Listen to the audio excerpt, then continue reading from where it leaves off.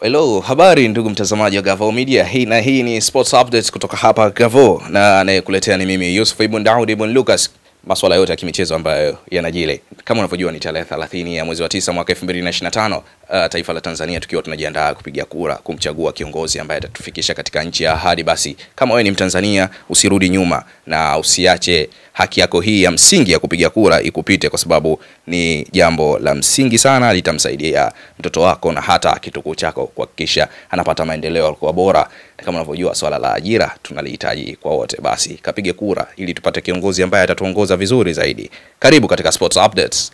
Na leo ambalo tunaenda kuliangalia katika Sports Updates, la kwanza zaidi ni kuhusiana na mechi ya kati ya Young African dhidi ya Mbeya City. Mchezo huu umekuwa ni mchezo bora sana na ni mchezo ambao unatazamiwa macho kwa macho na watu wengi sana, kwa sababu mchezo huu unakuwa ni mgumu sana kati ya Yanga na Mbeya City wanapokutana.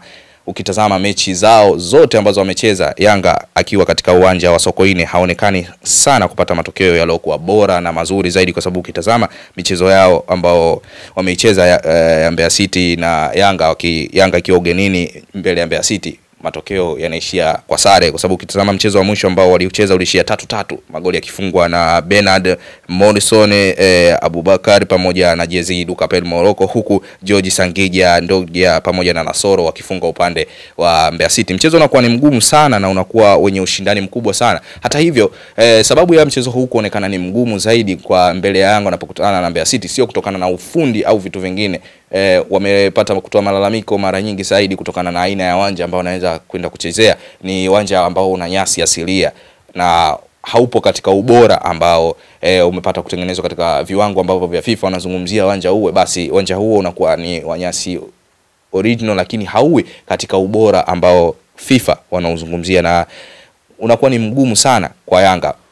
Na vitu vingi ambavyo vinakuwa vinakosekana, ni moja wapo ni kuhusiana na swala zima la ufundi ambao watu wanategemea kutoka kwa wachezaji wao. Mfano kama Pacome anakuwa na ufundi mwingi sana uwanjani ambao anauonesha, lakini kwa kiwanja kama kile ufundi unakuwa unakosekana kutokana na mandhari halisi ya uwanja jinsi ulivyo. Unakuwa unawapa nyakati ngumu sana wachezaji kuonesha kile walichokuwa nacho. Kwa hiyo tutegemea kuona mchezo ambao utakuwa tough na very tactical kwa timu zote mbili, kuonekana kutupa mipira mirefu, kwa sababu ndio kikubwa ambacho kinategemewa. Na Yanga atacheza kimkakati zaidi kwa ajili anahitaji alama 3 tu ili aendelee kujisimika katika table ya ligi, aendelee kukaa pale juu, aendelee kukusanya trophies ambazo amezikusanya msimu wa jana. Lengine ambalo tunapata kwenda kuliangazia kuhusiana na timu ya Simba Sports Club, imeonekana kuachana na Hemedi Suleiman Morocco na kumwangazia kocha Hamadi Ali kutoka JKT kuwa kama kocha msaidizi pale ndani ya club ya Simba. Lakini vile vile kuna kocha Suleiman Matola yupo pale.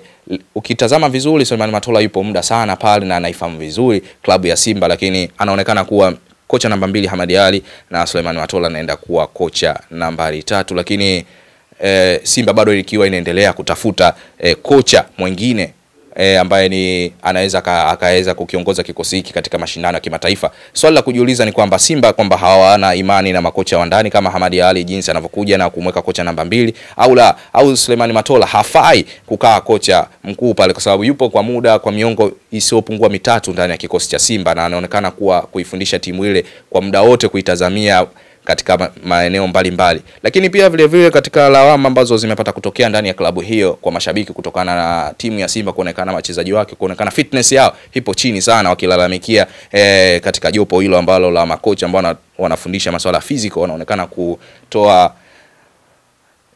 mazoezi hafifu, au ni kitu gani ambacho kinatokea kuonekana wachezaji wao wanacheza katika nguvu yao ipo ndogo, waonekane kuwa fitness vizuri, yani wanaonekana kama ni wachezaji ambao wanaamka na kulala na kuingia kucheza mpira. Jambo hilo limekuwa ni kubwa sana na likileta tatizo kubwa sana kwa mashabiki wakijiuliza maswali, kwa sababu mechi ya juzi ambao walitoka kimasomaso kwa ushindi wa aggregate na wapa hofu kubwa sana na kuwafanya wajihisi kwamba hawapo katika mstari ulionyoka na uliokuwa madhubuti zaidi katika ushindani wa ligi, na wajioni wakifika mbali.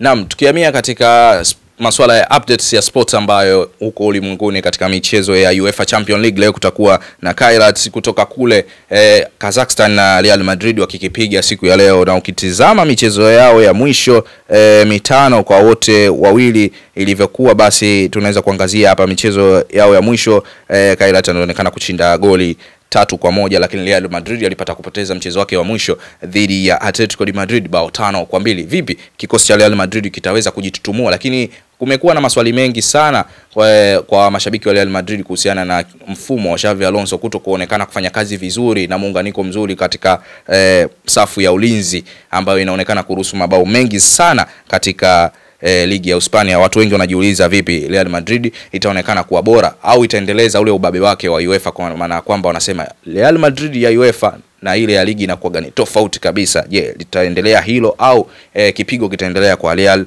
Madrid? Lakini tukiangazia michezo mengine ambayo itakayopigwa hapo baadaye ni kati ya Chelsea akikipiga dhidi ya Benfica. Mchezo huu ni hatari zaidi na utakuwa ni mchezo wa kuvutia zaidi kwa ndugu mtazamaji ambaye unapenda kufuatilia michezo ya UEFA Champions League. Basi huu ni mchezo unaoweza kukufanya uweze kutulia na kutizama kwa macho mawili na kwa umakini zaidi. Lakini ukitazama michezo ya mwisho, Chelsea alipata kupoteza dhidi ya Brighton kutoka Uingereza pale, mchezo wake wa ligi wa mwisho alipoteza. Na ukiangalia historia ya nyuma tena, Chelsea alipoteza dhidi ya Manchester United bao 2-1, lakini alishinda mchezo mmoja dhidi ya Nottingham Forest. Lakini ukiangalia Benfica michezo yake miwili ya mwisho alishinda goli 2 na mchezo mmoja akatoa sare ya bao 1-1. Lakini leo kuna michezo mingi sana ambayo naweza nikakutajia ndugu mtazamaji hapa, unaweza kwenda kuifuatilia na kuicheki. Kutakuwa na mchezo wa Atletico de Madrid dhidi ya Frankfurt, kutakuwa na mchezo wa Tottenham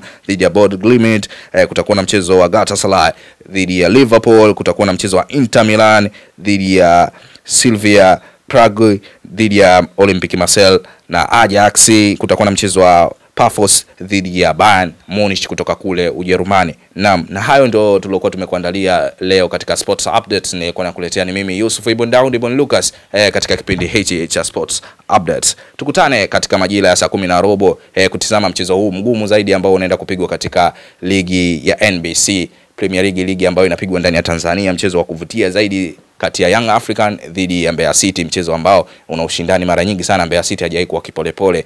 Tuweze kupata matokeo ambayo tumeyatabiri. Je, sare zitaendelea au namna gani? Lakini kwa upande wangu mimi, kwa wale ambao wanapenda kuweka mikeka, ningependa timu ya kwanza kabisa waipe Young Africans, kwa sababu ndio timu inaonekana kupewa kipaumbele. Hilo usichanganye, mwindi sio rafiki yako. Hadi wakati mwingine, bye bye. Usahau kulike na kusubscribe katika ukurasa wetu wa Gavoo Media.